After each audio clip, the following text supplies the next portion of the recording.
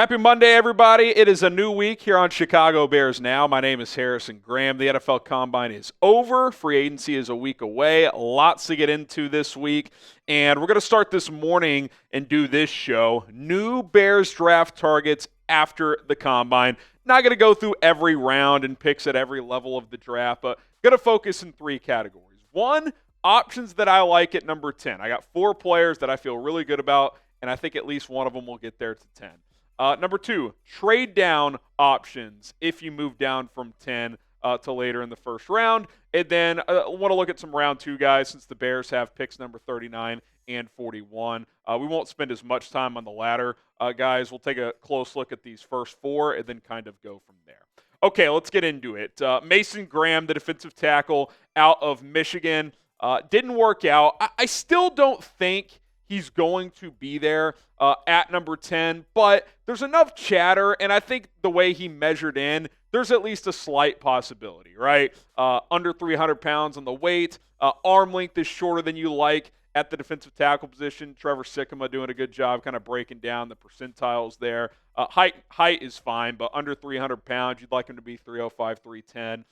With the way he plays. So, I don't know what his playing weight is. Could just be what he is right now. Arm length a little shorter. Again, not the end of the world. To me, the tape is the tape. I think he's a really good player, probably a top 6 guy in this draft. But these teams, they get obsessed. They love the athletic traits and the measurables and all that. And we'll see what the testing actually comes in at his pro day. So that could certainly shift some things as well. But I do think there's at least a slight chance that he slides. If 2 quarterbacks go, if maybe some edge guys go a little earlier than Mason Graham, Ashton Jeanty goes before 10, maybe there's a scenario where he falls to 10. If he does, awesome, sprint to the podium. If not, no worries, but I didn't want to include him in this grouping of players. Okay, let's get to guys that at least have a better chance of getting to 10. Again, not a guarantee, but I do think at least one of these 4 players gets to the 10th pick. Will Campbell, the offensive lineman out of LSU. Certainly a fascinating day yesterday because he had an awesome workout. But the measurements came in, and kind of what we thought ended up being true. As a tackle, pretty small in the percentiles, right? Especially when it comes to arm length and even hand size as well. 7th percentile, 32 and 5/8 inch arms. Hand size, a little bit below average as well for what you would like, especially out of a tackle. Now, as a guard, much higher in some of the percentiles. Still arm and hand, still a little bit smaller than you would like, but I think as a guard, he would obviously be perfectly fine. Then you've got this as well, because there's arm length and then there's wingspan, and you would think, wouldn't it just be your arm length times 2? Well, not necessarily. Sikkema outlines this. His 77 and 3/8 wingspan would also be the shortest wingspan of any offensive tackle at the Combine since at least 2011. So if you're saying he's a tackle, you're talking about an outlier, right? Like really short wingspan, shorter on the arms, smaller hands as well. Doesn't mean he can't do it. There's outliers in all these things and all things in life, but you are talking about an outlier from a measurement standpoint. I think Dane Brugler replied to Benjamin Solak here, who had him, I think it's his number 2 prospect, and Brugler said, stud, no doubt, a more powerful Bernard Raymond for me. Kind of defending him, saying, hey, he can be a tackle still. And Bernard Raymond has been an excellent tackle for the Indianapolis Colts. His measurements came in on the shorter end of things as well. However, his arm length was 32 and 7/8, so closer to 33. Also, the wingspan 3 inches longer and much bigger hands, over 10-inch hands. So, I'm not pushing back on what Brugler's saying. I'm just saying if that's your comp, it's still on the shorter end of that comp from a measurement standpoint. Now, I do agree that he's a more powerful prospect than Raymond is. His foot speed is excellent. So could he play tackle? Yeah, I'm not completely dismissing the idea. I do just want to outline that it would be a bit of an outlier from a point in terms of where he measures in. Now, from an RAS standpoint, relative athletic score, shout out at MathBomb on Twitter. He does a great job with these. He's still 988 as a tackle. So, you're still talking about an athletic freak. Sub 540, the broad and vertical jump, the football drills he did were excellent. He did slip a couple times on one of them. It was a slick track in Indy this week. I'm not putting too much stock into that. Could have been a cleats issue, but he tested really, really well. I tweeted this out yesterday. I'm like, just embrace being a guard, man. I think this guy could be an all-pro guard. I really, really do. And I think if you're the Bears, if you draft him, you would play him at guard. I think he's your Week 1, starting left guard. That is what you're doing. And then, hey, if next year, if Braxton Jones isn't back, if you want to give him a look in the spring at left tackle in the offseason program and think you can do that, hey, that's great. I'm not shutting the door on that. I do think specifically for the Bears, though, you bring him in and he's your left guard. That is what I would do with him. I mean, getting this guy on the edge, toss crack, just cracking linebackers and defensive backs in open space. I mean, I think you could do a lot of fun things with him at the guard position. So I think he's more of a guard. We'll see how teams view him. Okay, Armand Membou, the offensive lineman out of Missouri, one of the biggest winners from the 2025 NFL Combine. Also measured in over 6'4", which was a big win for him. Still on the shorter end of things for tackles, but I think that's tall enough. And then a lot of green there, baby. When you look at the RAS, 4.91 in the 40-yard dash for a guy who's over 6'4", 332 pounds. We talked on a video yesterday. He's one of 4 players with an over 30-inch vertical, over 315 pounds to run a sub 5 flat 40, I believe was the stat it was. And 2 of the other guys were Trent Williams and Tristan Wirfs. So, I mean, you're talking about an all-time athletic freak here in Membou. And what have we been saying? Can he play left tackle? I don't know. Scouts don't seem to think so. Well, Dane Brugler replied to someone on Twitter who was asked, can he play left tackle? He said he's got all the tools to play left tackle. He played right tackle at Missouri because they already had a left tackle entrenched on that side. That has me very, very intrigued by Membou here because his measurables are better than Will Campbell's other than the height. Longer arms, bigger hands, all that stuff, just as athletic. He checks all the boxes. If the Bears believe that Membou could be a long-term answer at left tackle, I don't know how you don't view him as a very strong option with the number 10 pick. I mean, you could make the argument that you would take him over Campbell because maybe you think he has a better chance to be a left tackle. Now, I don't know that to be the case. Campbell's a 3-year starter in the SEC at left tackle. Membou's play on the right side, but he has more length. I think both these guys have very good tape. They're both very athletic. Both could play guard for sure. Membou for sure could play right tackle, which, by the way, I do want to mention Campbell could as well, but since the Bears have Darnell Wright, if you drafted Membou or Campbell, probably guards as a rookie, potential long-term option at left tackle. I like both of these guys a lot. I think they helped themselves quite a bit with the way they tested. Pick an offensive lineman. Who would you rather have? Type WC for Will Campbell, AM for Armand Membou. I'm going to have to look into this one a lot more. I think it's really neck and neck here. I'd probably lean Campbell just a touch. I think he's a little more technically sound, but it is very close. WC for Campbell, AM for Membou. Okay, Ashton Jeanty, my 4th one here at number 10. I think it's pretty clear the Bears like him a lot, the Boise State running back.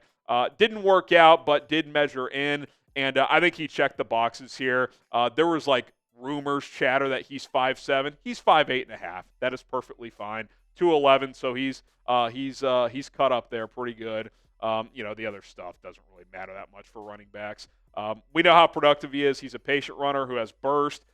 He can catch the football as well, and more importantly for his game and I think his low center of gravity helps this as well. His contact balance is some of the best I've ever seen. That's something we've talked about here quite a bit as well. And by the way, the Bears already have a top 30 visit scheduled.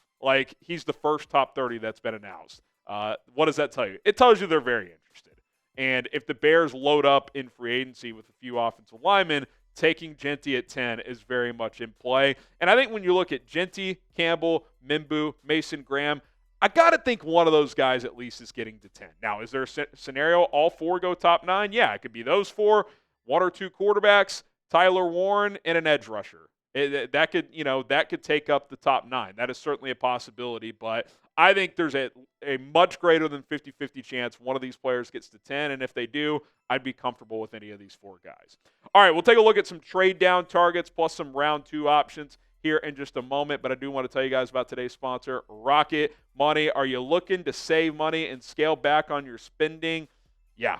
I am because I've got a lot of big bills. I got a mortgage. I've got my son's daycare, and it adds up after a while. So you got to pick and choose what you're willing to spend, and Rocket Money is going to help you pick the right options. It's a personal finance app that can help you find and cancel your unwanted subscriptions, monitor your spending, and help you lower your bills so that you can grow your savings. When I mention cancel those subscriptions, what it'll do is list out all the subscriptions you're paying for on a monthly and annual basis within the app, and if you want to get rid of any of them, click the cancel button, and a few taps later, they will take care of the rest, and you will no longer be getting charged for those services. They'll kind of serve as a middleman for you, so you don't have to deal with endless customer service trying to convince you to stay.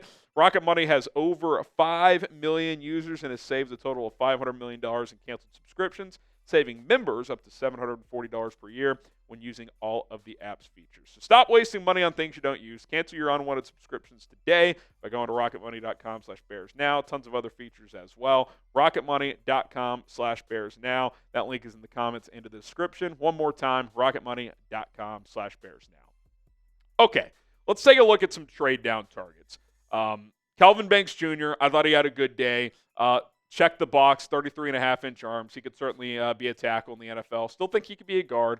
I don't love him at 10, but in a small trade down, I'd like it more. Josh Simmons, we'll talk more about him in a minute. Tyler Booker, we'll talk about him as well. Did get some reps at center, so that's pretty interesting. Kenneth Grant didn't work out. I think in the teens, he's a pretty intriguing option. Walter Nolan didn't do many drills either. Shamar Stewart had a hell of a weekend, 10 RAS score, one of the best combine workouts we have ever seen. Ultimate traits versus production option. Similar with Michael Williams, traits versus production, although he was more productive at Georgia. A couple of edge rushers there. Mike Green, intriguing player, had to address a sexual assault allegation he faced when he was at Virginia, so I'm sure teams will dig into that more. James Pierce Jr., more on him in a second. Then Omarion Hampton, we'll talk a little bit more as well, but I do think he's going to be a round one player. Josh Simmons, back to him. Ian Rappaport reported that the medical tests at the combine that he went through went well. He is on schedule, and that there's not too much long-term concern there. So that's definitely a positive. I still get a little nervous at 10 for him. For me, coming off the injury, I just think you need a day one starter, no doubt about it. And I think it's a little risky. But if you traded down, got extra capital, and took him, I'd definitely be on board with that. Tyler Booker did not test that well. Didn't really expect him to. That he's not, and a combine warrior, if you will. May have tested a little poor than I thought, though, so that was a little disappointing. The football drills were still pretty solid. Like, the footwork is good. He's just got his feet are a little slow. He's just not that good of an athlete. So it does lead the question: can he play in zone schemes, outside zone running game? Can he do that stuff? Can you pull him and can he seal off blocks where you have to have a quick first step? I think that's questionable. I think in a gap scheme or a duo scheme where you run a lot of power, I think that's a perfect fit for him. I think Ben Johnson is going to utilize a lot of outside zones. So I'm not saying you can't take him. I just think he's more of a trade down option. It is interesting, though, that teams had him do some center drills and do some snaps. So if it's a center, I'm a little more intrigued because you don't necessarily have to have as good of an athlete at center. Okay, James Pierce. Let me just say this. I have no direct information. This is just chatter you're hearing, things you're seeing on social media, people who are at the combine and hearing stuff. I don't know what it is, but there seems to be mysterious character concerns, and it's starting to leak out. I saw one report that Tennessee was excited when the season ended because they didn't want him around their program anymore. I saw another report that he kind of mailed it in this year at Tennessee.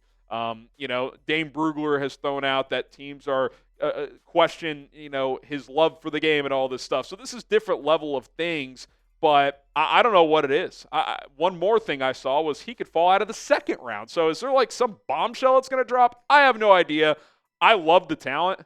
He was a potential number one pick coming into this season, still had a really good year in terms of his production. So if he checks these character concerns boxes, if you feel good about it in a trade down scenario, I'd still be comfortable. Hell, maybe he falls to 39-41. I have no idea at this point.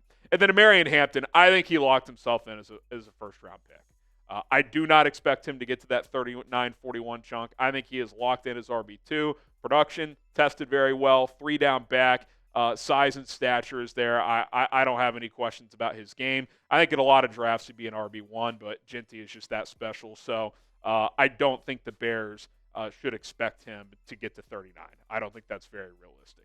Okay, subscribe to the channel. We're going to take a look at some round two options in a second. If you want more Bears content, the latest Bears news, rumors, draft, free agency coverage, we're a week away from the start of free agency. Hit that sub button. We'll also be live this afternoon for our Monday live show around 4 o'clock Central Time, so join us for that. Okay, round two options since the Bears have picks 39 and 41. Quinshon Judkins, I still really like Caleb Johnson. I had him as RB3 going into the combine. Judkins RB4. I might flip those there. Maybe it's a 3A, 3B situation behind Jeanty and Hampton.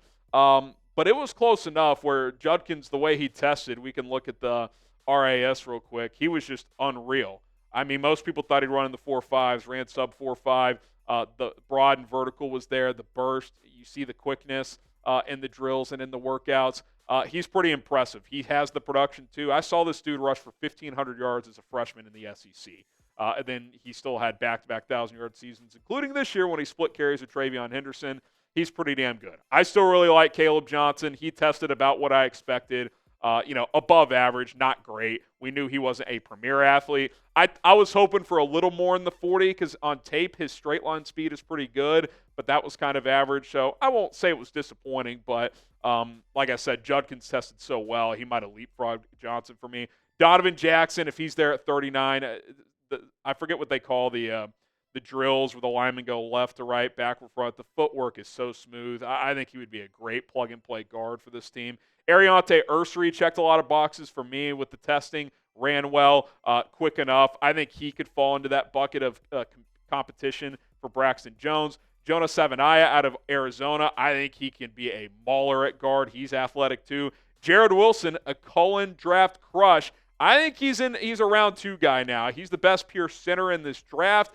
Very athletic. You look at his RAS score here. Unbelievable. And what I like about him, too, 6'3", 310, pretty big hands, over 10 inches.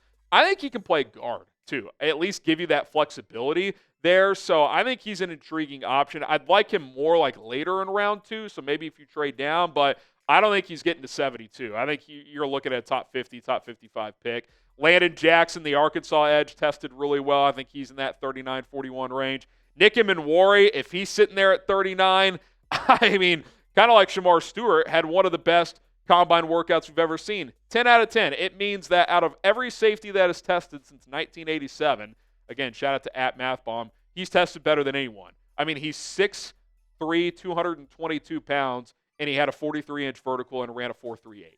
I mean, it's incredible. I think with the safety question marks you have moving forward, he'd be an option for me at 39 or 41. So would Xavier Watts. We've talked about his ball production over the weeks, obviously 13 picks the last 2 years. And then JT Tuimoloau, I still like him in this range. I think he could be a productive pass rusher as well.